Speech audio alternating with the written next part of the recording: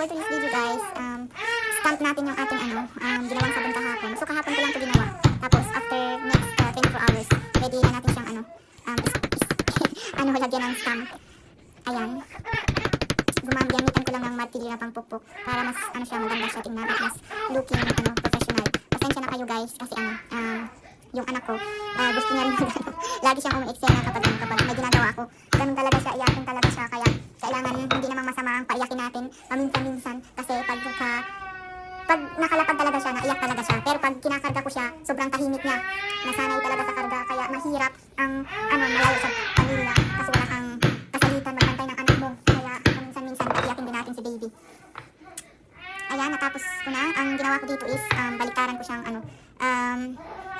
inistampan ba yung correct word.